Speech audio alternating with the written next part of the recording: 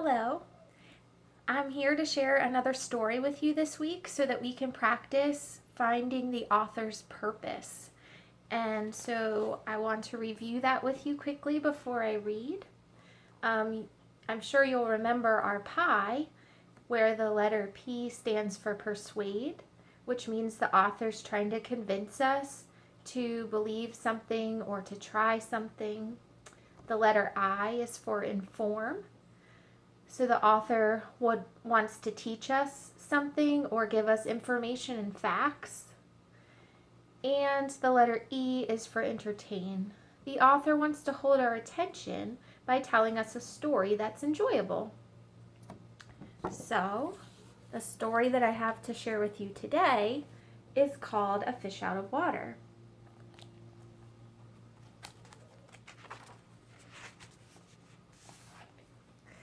"This little fish," I said to Mr. Carp, "I want him, I like him, and he likes me. I will call him Otto." "Very well," said Mr. Carp. "Now I will tell you how to feed him." Then Mr. Carp told me, "When you feed a fish, never feed him a lot. So much and no more.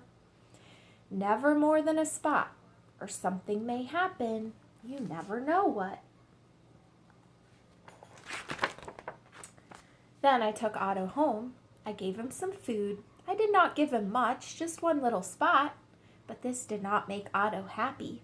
He wanted more food. He had to have more. Poor Otto, he just had to have more. I knew what Mr. Carp had told me. Never feed him a lot, never more than a spot, or something may happen, you never know what. But I gave Otto all the food in the box.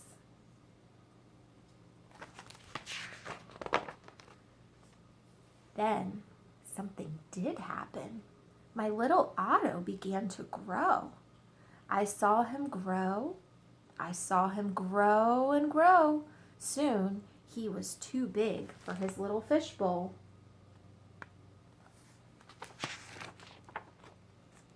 There was just one thing to do. I put Otto into the flower bowl. "There, Otto," I said, "this will hold you." But no, the flower bowl did not hold him. Otto went right on growing.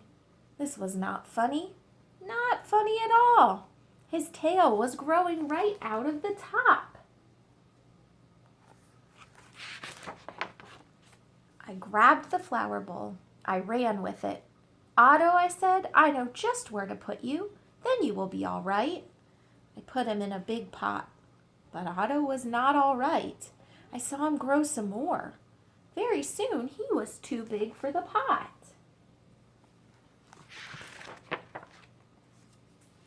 I put him in pot after pot. He was growing so fast. Poor Otto, my poor little fish. Oh, why did I feed him so much? "Otto," I said, "stop growing, please." But Otto could not stop growing. He was growing all the time. Very soon I ran out of pots. Otto had to have water. There was just one thing to do. I did it. I grabbed him by the tail. I ran with him up to the tub.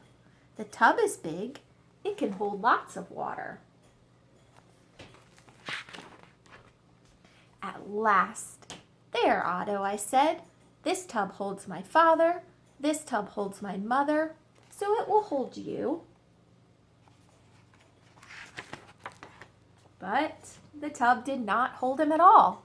He went right on growing. "Oh, Otto," I said, "what can I do now?"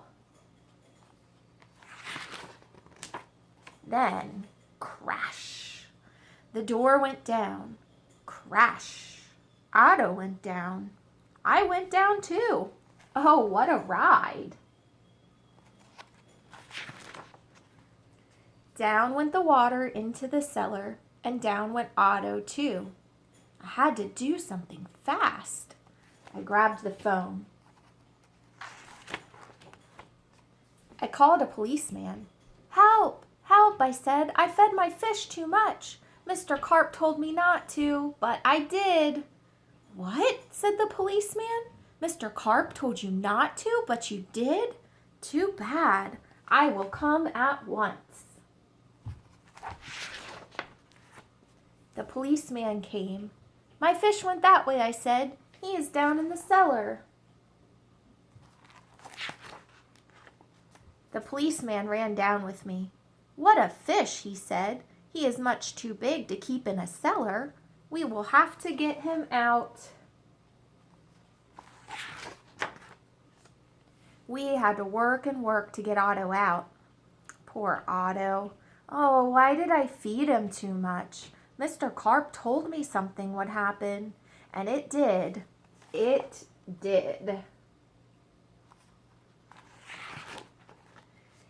Now we had Otto out of the cellar, but now Otto had no water. No water at all.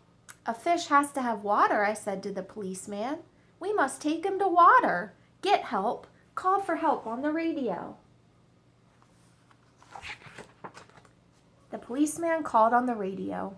He called for the firemen. "Help, help," he said. "A boy has fed a fish too much." "A boy has fed a fish too much? We will come at once." The firemen came. They all helped to get Otto up. "But where can we take him?" I asked. "Uptown? Downtown?" "To the pool," yelled the firemen. "To the pool," I yelled, "and please, hurry." They did hurry. The fire truck with Otto came right up to the pool.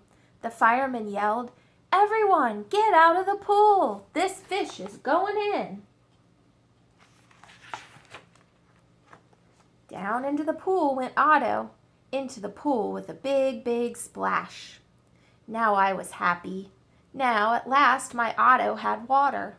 Lots of water. This big pool was just the thing. This big pool would hold him. But Otto went right on growing, and no one wanted Otto in the pool. They did not like Otto at all. "You take that fish out of here," they yelled.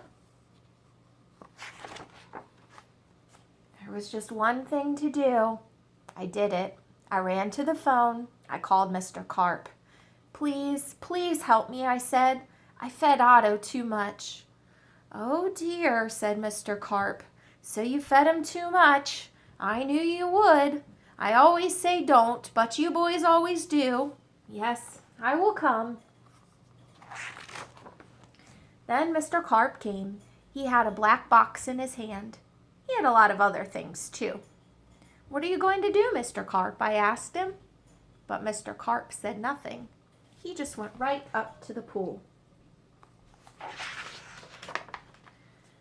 He took his black box with him and all the other things too.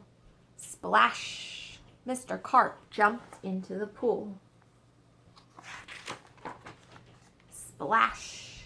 Now Otto went down too. All I could see was his tail. I could not see Mr. Carp at all. What was going on down there? What were they doing down there in the water? Now I could see nothing. No Otto, no Mr. Carp, nothing at all. Would I see my Otto again? Would I see Mr. Carp again? "Mr. Carp! Mr. Carp!" I yelled. "What are you doing? Are you all right?" Then up jumped Mr. Carp. In his hand was a little fish bowl. In the bowl was my Otto. Mr. Carp had made him little again. "Don't ask me how I did it," he said, "but here is your fish." "And from now on," said Mr. Carp, "please don't feed him too much. Just so much and no more." Now that is what I always do. Now I feed Otto so much and no more, never more than a spot, or something may happen, and now I know what.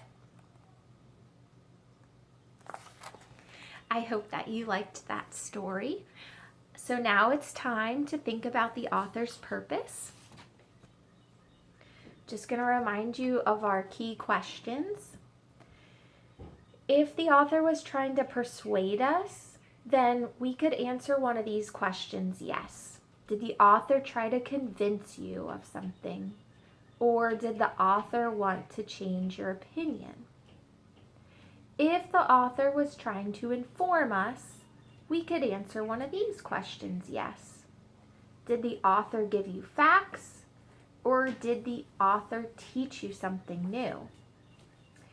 And if the author was trying to entertain us, we could answer one of these questions, yes.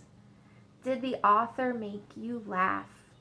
Or did the author tell a story and did that story amuse you?